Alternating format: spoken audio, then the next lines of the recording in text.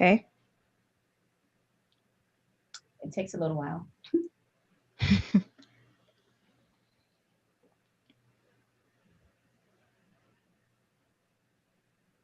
And Dr. Davis, I am going to now give you, after I get back in this chat area. It's okay to start admitting people now? Yeah, go ahead. Alrighty. Mhm. Wait, let me make sure it's the right person. That just kind of do my stuff up. Okay, here we go.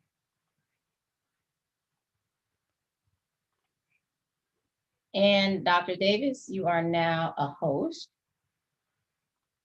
There we go.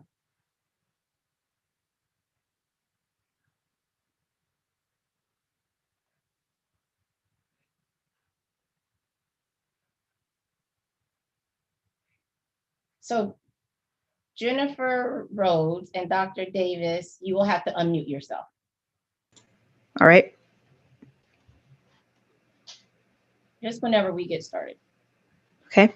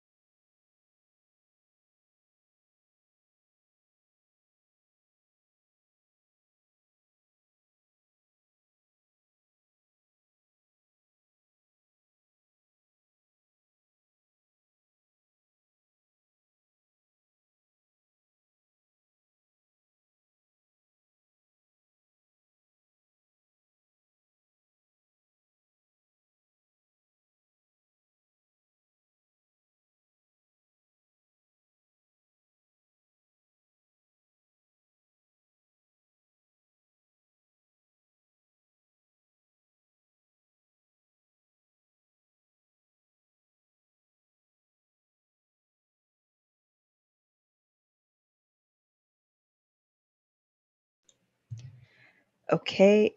Some more people are coming in, but it is now 1:40. So we're going to go ahead and start. So hello, everyone, and welcome to our session today, Equity in Education, Laying the Groundwork in Order to Support Students of Color Success. Before we begin, I just wanted to cover some some housekeeping items. Please keep your cameras and microphones muted throughout the session. If you have any questions, please use the chat feature. We'll get to as many questions as possible at the end of the session. And now it is my pleasure to introduce our presenter today, Dr. Angela Davis, Special Assistant for Equity and Inclusion at Durham Technical Community College. As a catalyst for change who supports equitable outcomes, Dr. Angela D. Davis serves as the Special Assistant for Equity and Inclusion at Durham Technical in Durham, North Carolina.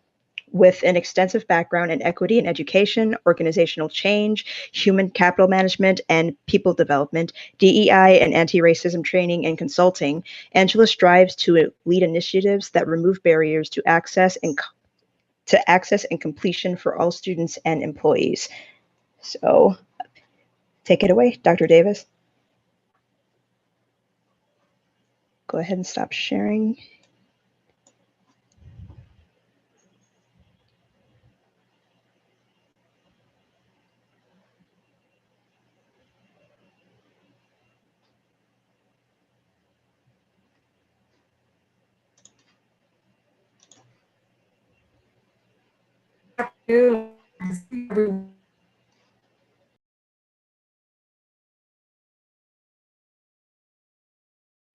And so welcome to the session on laying the groundwork in order to support students' success.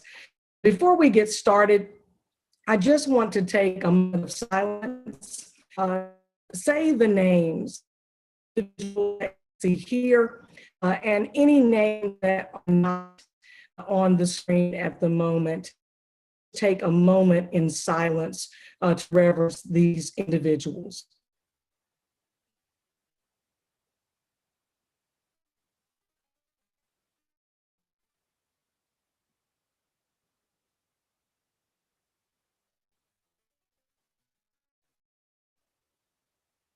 Thank you so much for doing that. One of the names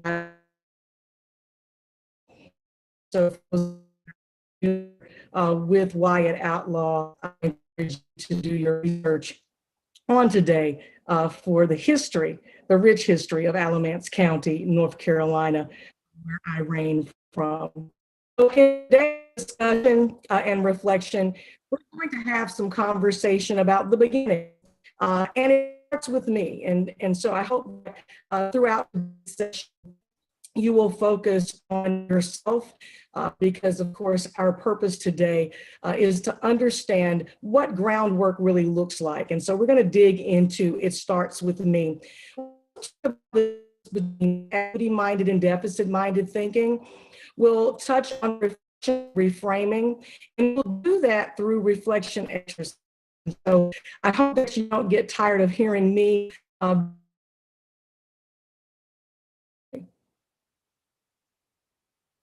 So in the beginning, recognize that the United States continues to struggle close between African American students and white students. For decades, government have implemented policies that require our educational institutions to close achievement gaps. And we see these policies and these starting established measures to remedy past consequences of discrimination to the Brown versus the Board of Education. White students continue to have the advantage over African students in accessing education. Officials have always discussed barriers to access education happen for decades. According to Gilbert and Hiller, the President's Commission on Higher Education recognized that the cost of education was to students in 1947. Dr. Davis, I'm sorry. Could you, your audio is very spotty. Could you try to turn off your camera and then let's see if that makes your audio a little bit better? Can you hear me better now? Yes, ma'am. Okay. Oh, wait, I think it's a little spotty still. Well, go ahead and start talking, we'll see. Okay. So lawmakers, of course, and government officials have discussed barriers to access for many days. And according to Gilbert and Hiller, the President's Commission on Higher Education recognized that the cost of education has been a barrier for students since 1940. With the introduction of the Truman Report of 1947. These were the recommendations that the report made to combat inequities in higher education. First, ending discrimination based on race. That was one of the first recommendations. At the time, was largely defined as Negro students who suffered from segregated educational systems, primarily in Southern states. Second recommendation was ending religious discrimination. During the era of the Truman Commission, was primarily on Jewish students. And then finally, we see eliminating financial barriers through the development of national scholarship, whether that be for undergraduate education and fellowship or for graduate education program. And then we move from the 1940s to the elementary and secondary education 65. This was developed to provide equitable opportunities for underrepresented children here. And then 2001, commonly known as the No Child Left Behind Act. This National Assessment of Educational Progress continued to show and continue disparate reading skills for African American students, 30% residency. Structural equities continue to impact underrepresented populations, beginning in K through 12, as systemic policies and practices form roadblocks for pathways to college and careers. And we also see that these disparities start as early as preschool. As school districts struggle to improve these achievements,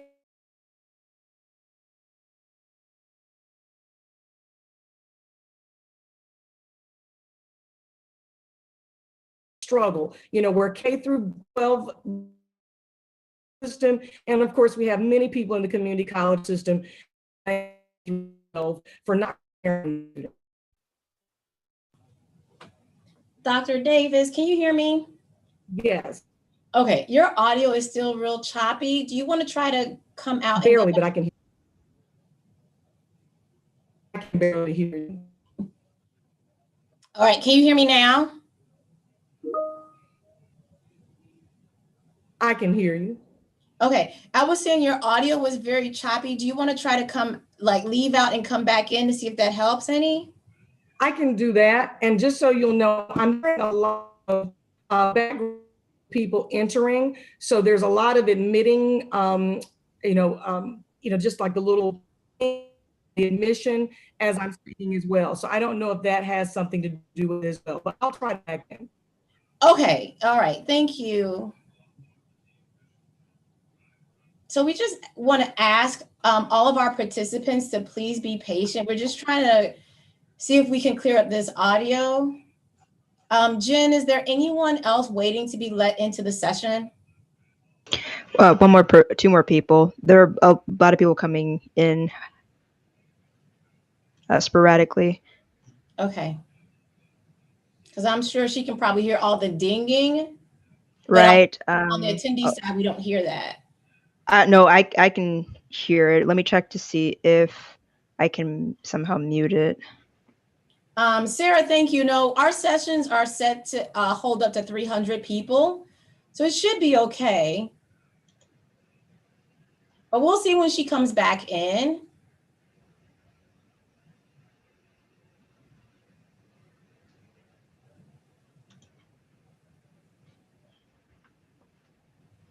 Let's see. Yeah, more people are coming in.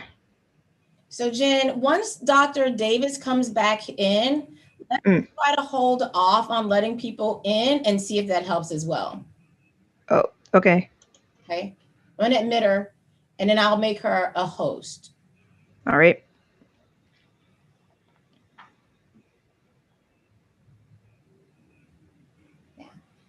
So we want to thank everybody for their patience. And hopefully you can hear me better. It's still a little choppy. yeah, I'm going to make you host now, Dr. Davis. Okay. And you're now the host.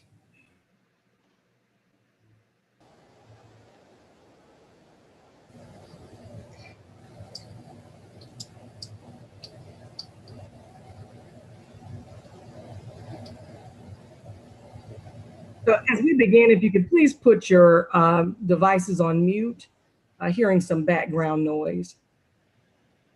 Let's see.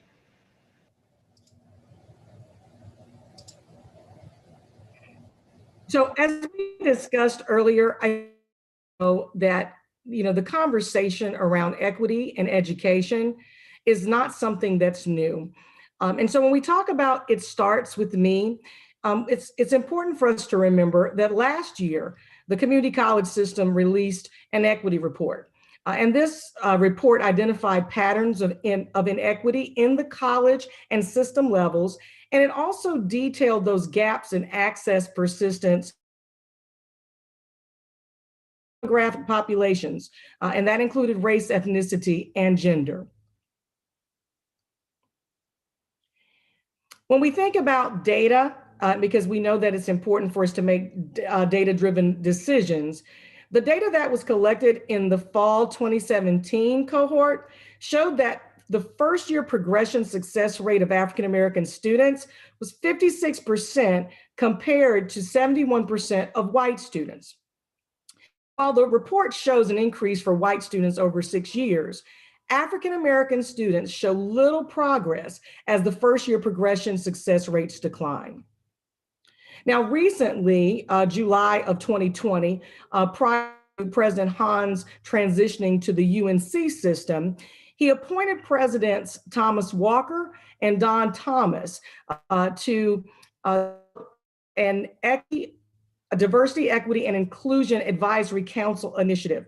And one of the things that was noted in this article from Ed, North Carolina, is that we know that we've done some great things, right? We process in our community college system, and that we're trying to make sure that we provide affordable students. But he also noted in this particular article that even though we've done these things, we still that create an environment where every member of our community may not be treated equally with respect. And so it's important that we realize that even our system office is making an effort to focus on racial equity. Talking about it starts with me, rather than simply just evaluating that data, that quantitative data that we love so much, right? Because we'll disaggregate it all day long, won't we? Equity might understand cultural, racial, and social filters that impact the overall student's experience. It definitely starts with me. Now, I'm sure you all have been through implicit bias training, right? And we understand that implicit bias is really that positive or negative mental attitude towards a person, thing, or group that a person holds at an unconscious level, right? I love the fact we see different illustrations of what implicit bias is. Dr. Sonel Schreier, who has been engaged in diversity, equity, inclusion, and justice work in higher education for over 25 years and worked with the Obama administration, describes it this way. He uses the iceberg, and we typically see iceberg in the Cotter's model of change, but he looks at the fact that that implicit bias is what we think, right? And it's that unconscious bias that really doesn't come to the surface. That conscious bias is what we show. That's that 2%, right? And that 98%, that's what's below the sea level, the part that we can't see. And what we must remember, if you all saw the movie, The Titanic, it was what was below the water that sunk the Titanic. So when college leaders apply bias, to the way they frame their thoughts, students are often perceived as being unmotivated or at risk, being unprepared, instead of being viewed as legitimate student learners. And then we have that word microaggression, right? And microaggression is a term used for a brief and commonplace daily verbal or unbehavioral indignities, whether they're intentional or unintentional. They communicate this hostile, derogatory, or negative attitude towards stigmatized or culturally marginalized groups. Like if you see an African-American female and they're engaged in some type of oratorical contest, and then after the oratorical presentation, you say, "Oh, you speak so well." Well, because that person is a person of color, that could be perceived as a microaggression against them. The deep dive or self-reflection for equity-minded leaders can be difficult and uncomfortable. I often, it really hurts, but it's necessary. And so community college leaders must examine how their own biases and microaggressions contribute to the systemic barriers to access and completion for students of color, if we're going to get to the groundwork. So for reflection, I want you to take a moment to jot this question down because this will be some homework for you. How have your biases or microaggressions influenced your decision-making regarding students? Some of you may want to add that in chat. So I'll give you a few seconds to do that, but we're going to move through the rest of the reflective practice so that we can catch up on some time. So think about how your own personal biases or microaggressions have influenced your decision-making regarding students. Give you a few minutes to reflect and to write that reflection question down.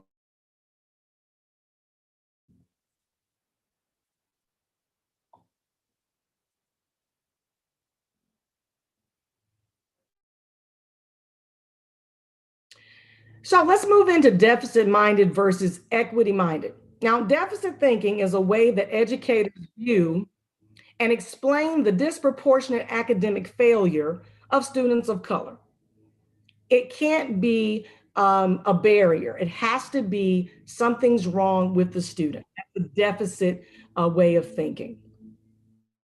Often referred to as the blame approach, educators focus more on the internal deficiencies believed to be directly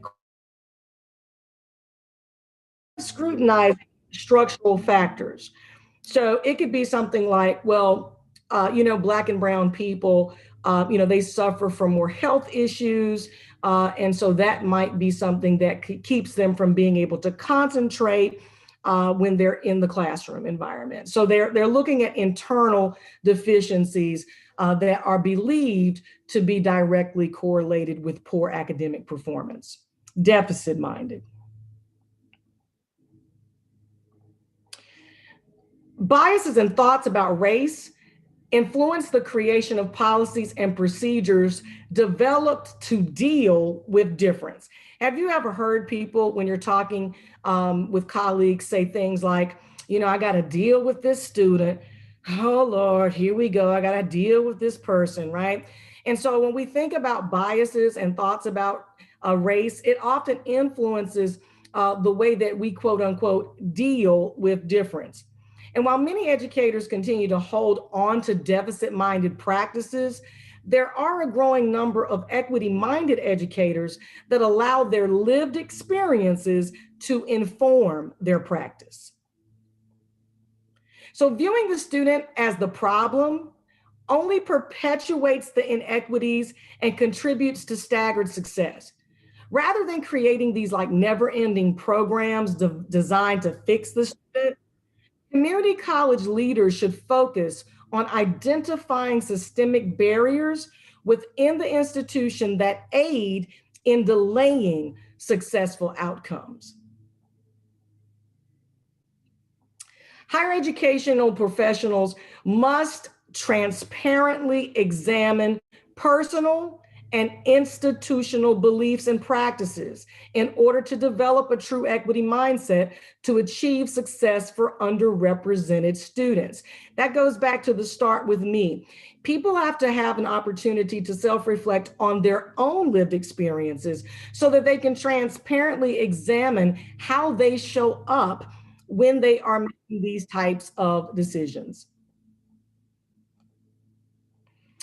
Dr. Estela Ben-Simon from the Center for Urban Education at the University of Southern California is the person that developed the construct for equity mindedness. And she describes it as individuals are cognizant that exclusionary practices, institutional racism, and power asymmetries impact opportunities and outcomes for Black and Latino students.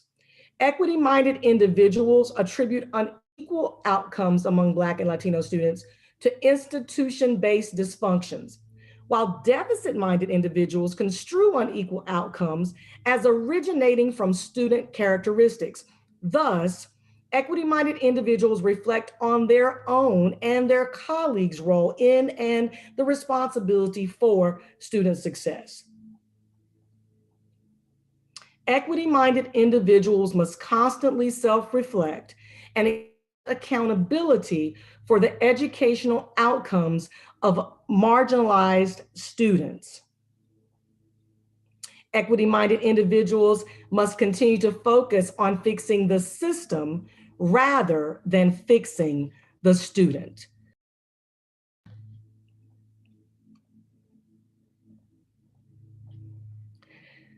Fixing the system rather than fixing the student. There is a story I want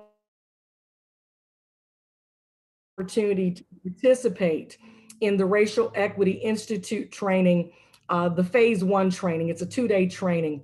You'll hear a little bit about the metaphor of groundwater. And so let's say that you and I are taking a walk and we're getting some exercise and we walk past a pond and there's a dead fish. And I say to you, man, look at that, there's a dead fish, right? And then the next day we're walking and we see 10 dead fish. And the next day that we're walking, now we see 100 dead fish, right? What's the problem with that? What do we think the problem is? Can someone maybe put in chat what you think the problem is? If we're walking past a pond, you see a dead fish, you see, 10 dead fish the next day, and then all of a sudden you see 100 dead fish. I get, some what's wrong with the pond, what's wrong with the fish, what's wrong with the water. Pond is toxic, water's toxic. Yep, it could be contaminated. Yes. A systemic problem, what's wrong with the pond? Absolutely. And so if I was at Durham Tech, I'd call facilities, right? I'd get on the phone and be like, look, Marshall, man, I need you to, come over and take a look at this pond. We might have to drain the water, put a little something in there, you know what I'm saying, to sort of fix the problem.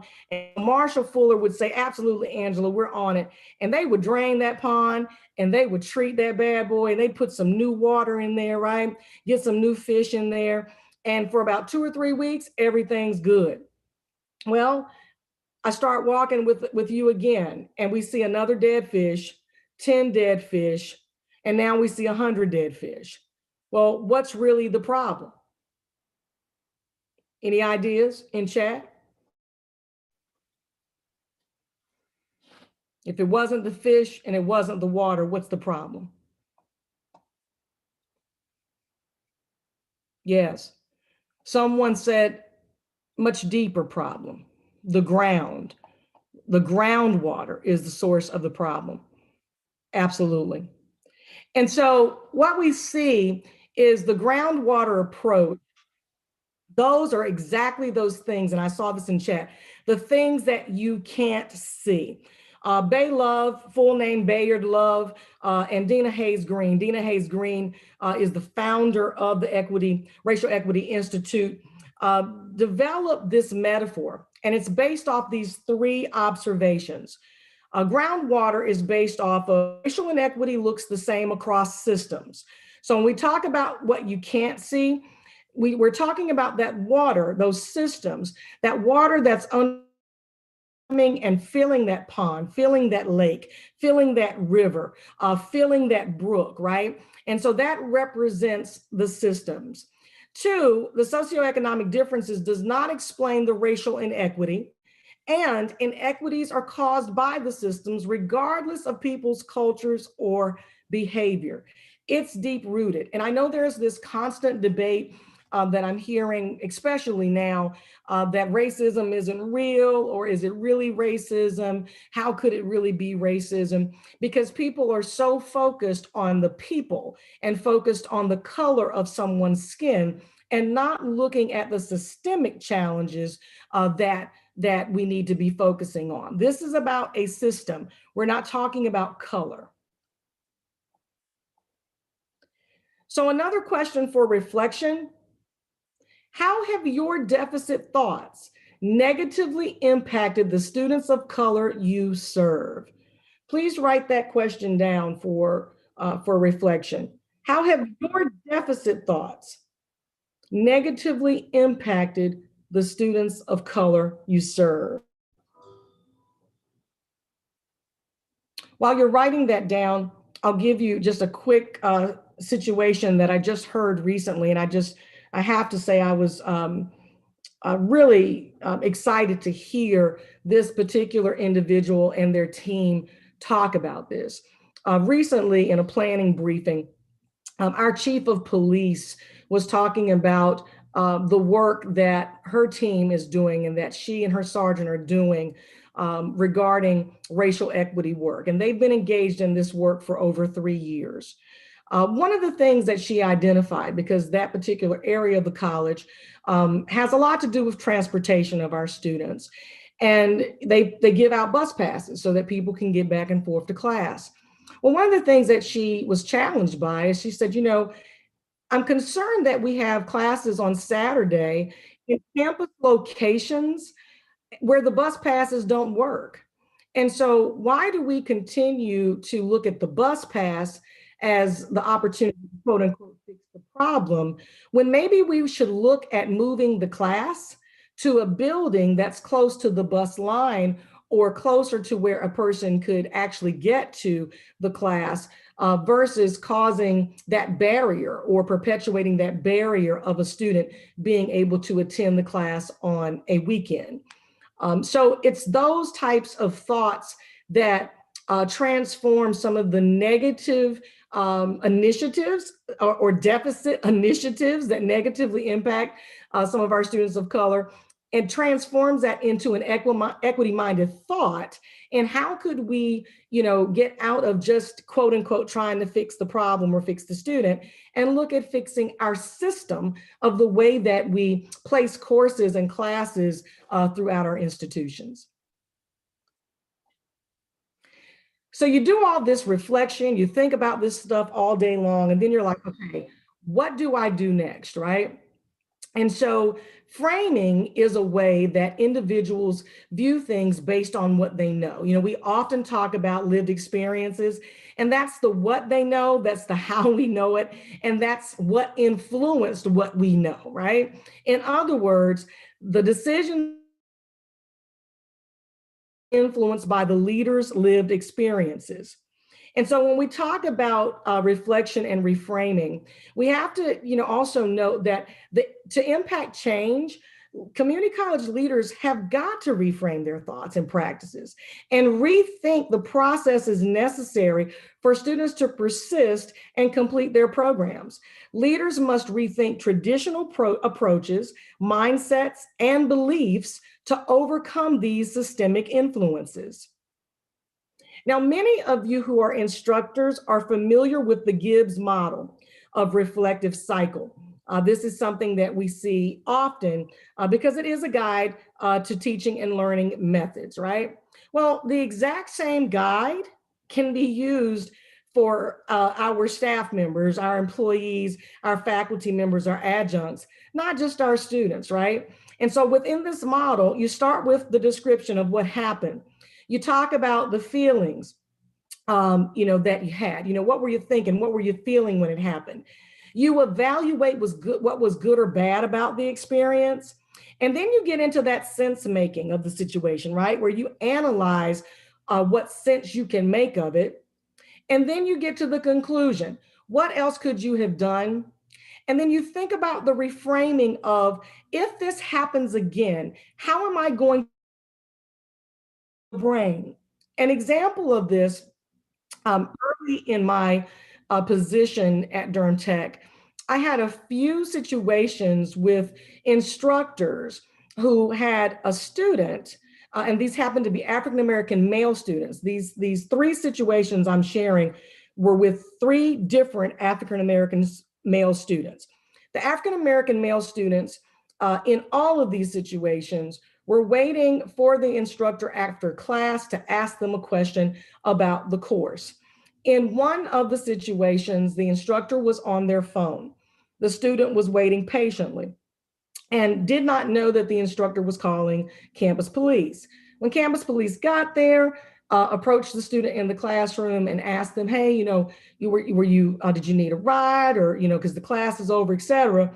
The student said, well, on the syllabus, it said that the instructor was available for 1 hour after class every Thursday.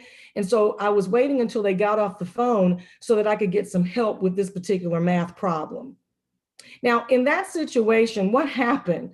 Well, first of all, this person, out of their lived experience, right, this instructor, felt threatened by the African-American male student that was in the classroom. That's as simple as it can be. This is what happened. And then I'm sure that they were feeling like, what does this person want? Maybe out of their lived experience, afraid. I don't see what was really good or bad about the experience. I'm sure at the time, the instructor was feeling pretty bad, like, I'm a little uneasy, probably felt better once campus police got there. And then, of course, after they heard what the student said, probably felt bad a bit again, that they sort of jumped to this conclusion about the student. And then what sense could you make of the situation? Well, of course, the student at this point really didn't feel good about it at all, because they're there to learn, and to just know that because they were an African-American male student and they were waiting per the syllabus to, ask the instructor a question, I'm pretty sure that they couldn't make much sense of that situation other than it made them feel that they had been targeted just because they were African-American and they were male. And then the conclusion, what else could you have done? Well, the instructor could have said, hey, something I can help you with. I noticed you're after class, maybe even read their own syllabus, right? And then if that rose again, what would you do? You think through that process and you retrain the brain. I'm not going to jump to conclusions. I'm going to ask if I can assist that particular student. So that's a way that you could use the reflective cycle to think through these types of situations of bias. Another question for you for later, and this is homework, but reframe a deficit thought into an equity-minded solution. So think about deficit thoughts that you may have had, and then take the cycle of description, feelings, situation, analysis, conclusion, and action plan, and reframe that into an equity-minded solution. Give you just a few seconds to jot that down.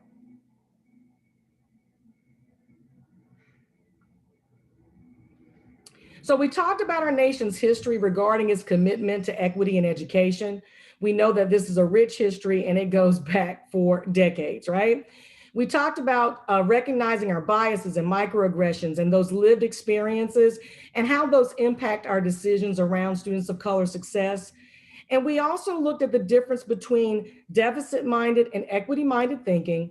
And then, of course, through reflection and through some of the reflective exercises and activities that you saw, and hopefully you will participate in this after this session, we see the importance of reflection and reframing to develop those promising practices to impact the success of all students.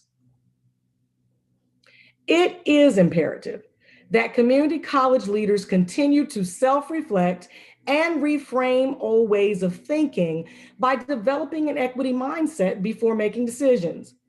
Community college leaders must sustain recently developed policies and procedures to support the ever-present inequities faced by students of color prior to the pandemic.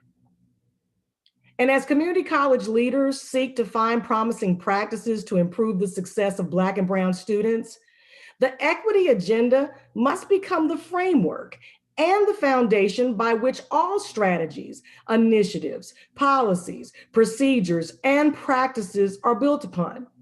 The success of our community colleges, the success of our communities, our local, state, and global economies depend on the equity agenda becoming a culture that is embedded not only in the framework of our institutions, but in the hearts of all employees that work in them.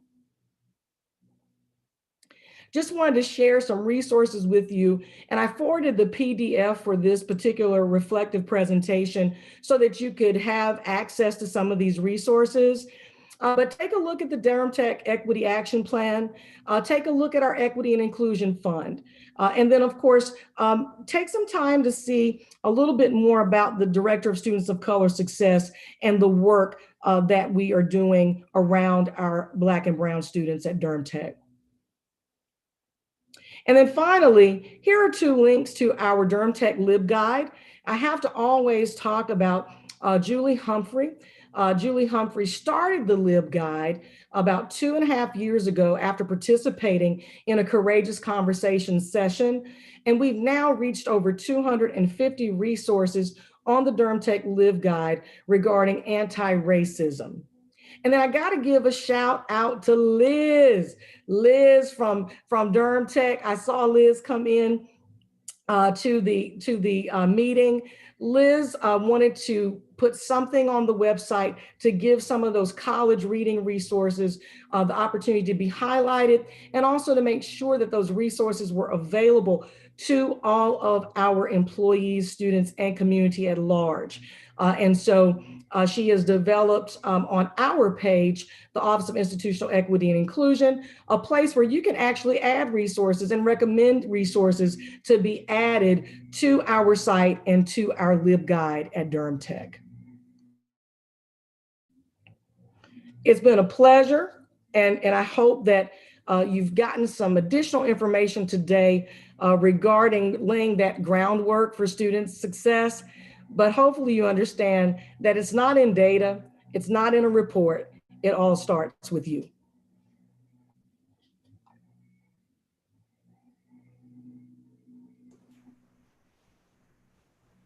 Thank you, Dr. Davis. We have a question in the chat. They're asking, could you give a few more specific, concrete, real-life examples of reframing a perceived deficit into an equity-minded solution? Yes.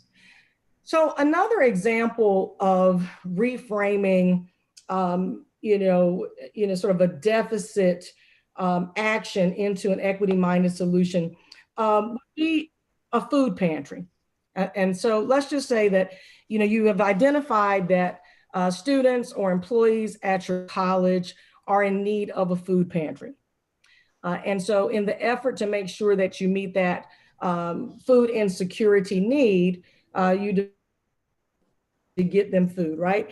And so you bag the food, you put the food in a box, and you have a process in place where people pick up the food, right? And you're like, yeah, they have a food insecurity. I just met that need and I gave them some food. But maybe in the box, the food that you gave them wasn't something that they really could eat or something that they really like to eat, right? And so what we see in other food pantry types of resources is where people get a chance to actually choose some of the food that they need. They choose what they like or choose what they're not allergic to, so that when they pick up their box or pick up their bag, it really is something that is catered to them and that they have a choice in doing so. So sometimes, I think that we from a deficit-minded frame, we think we're really doing good by fixing or helping something or someone, and we've removed that barrier. But because we didn't take the time to really have a conversation, allow that person to have a voice in, sort of selecting the things that they need and that they like in those moments. It could be, deficit in nature. And it's really, more so fixing, trying to fix the problem and not really fixing the system of how we do things. That's Yeah, an I think a really good chat. Yes, and sometimes you'll hear people say, yeah, that they just should be happy that we gave them something, right? And that is a deficit-minded way of thinking. It's like, yeah, they just should be glad they got it. Yay for me. I got a certificate because I did something good.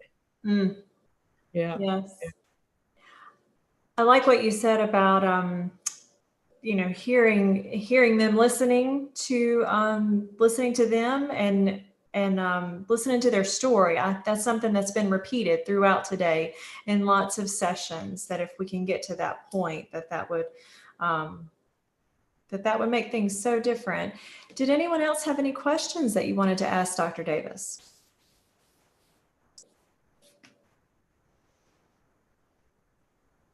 We all have a story. And I'm just looking at the chat. We definitely all have a story.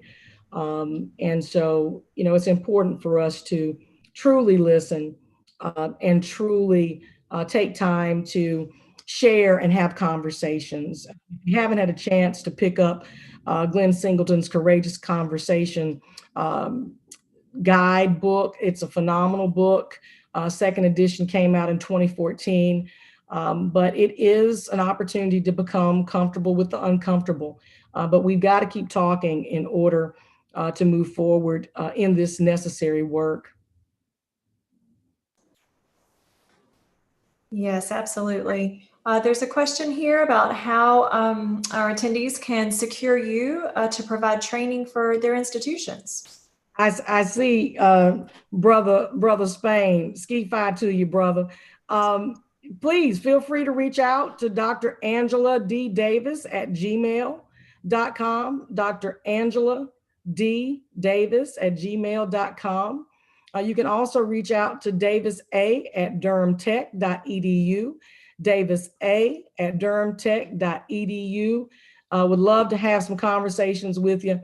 And would love to have some conversations about how you can create some equity champions on campus to be able to facilitate these trainings across our community college system, because we got to continue to build up each other in this process and to create opportunities so that we can expand, right, and scale up this type of work. So please reach out to me. Love to talk to you. So we have another question here about how do you address the issue when others will not move forward? Yes, and I see that second question about dealing with resistance from staff. And I think that's sort of correlated to that question. That's difficult. It really, really is difficult. And I will tell you that you are always going to have resistance. Resistance is a part of the process. Power and privilege and losing something. If I have something and I sit in a position of power and privilege and I feel like I might lose something or somebody's going to take it away, doggone it, I'm going to fight to keep it. Hence, just watch CNN. That was a joke. But anyway, so, people are going to resist because they don't want to lose their stuff. And I don't blame them, right? The best thing that you can do is to continue to have conversations. I love the word power brokers that just came out of Mary Winter's book, Black Fatigue. If you haven't got it, check out Black Fatigue. But leverage your power brokers. That's another word for white allies or white friends. Leverage those power brokers, have conversations, develop task forces, coalitions, committees on campus, select reading, start having reading groups and having these conversations. Eventually, people that don't want to get on the bus will, or they will get off at another stop and they'll retire or transition through attrition. I didn't mean to rhyme that, but it just came out. But that's real talk. But have those conversations because people have to see it. You have to show it. Another thing that I will say, and you can look at any frame for this, you can look at Aspen, you can look at look at the Center for Urban Education. All of these equity frameworks have the same components and building within them.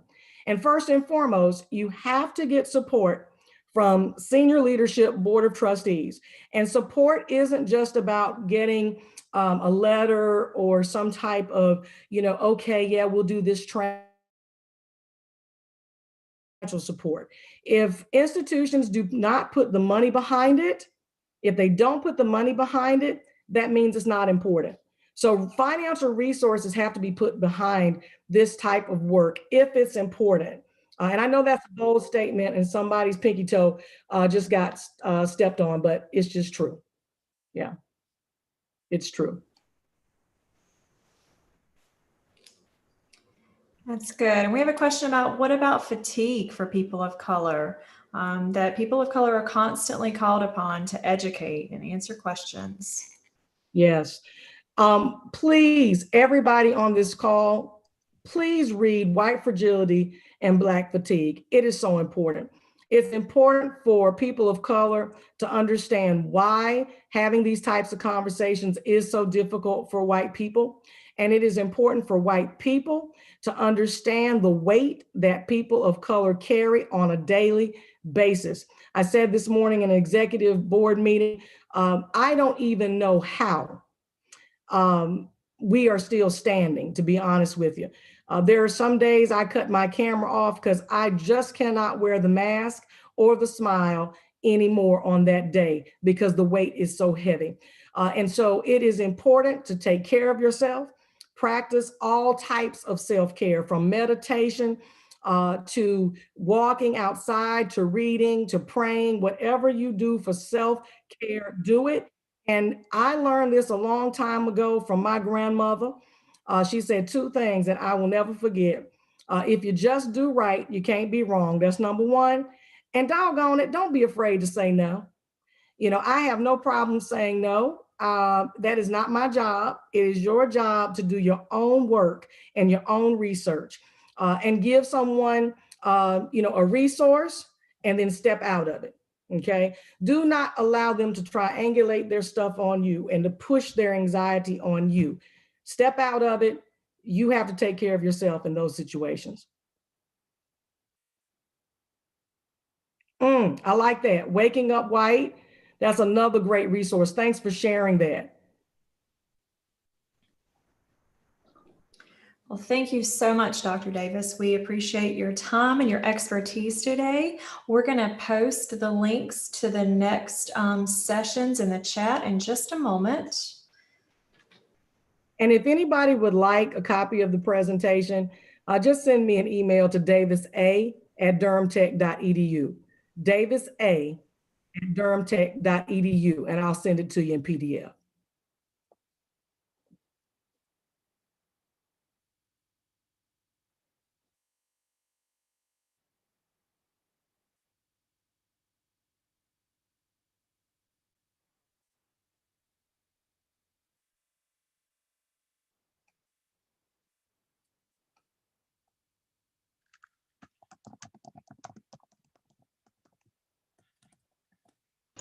Thank you, everyone, for attending. Thank you, Dr. Davis. Thank you. I enjoyed everyone. I am glad. I hope we get to see you again in another one of these. Or at least just. I hope we get. Oh, one more time. The audio again.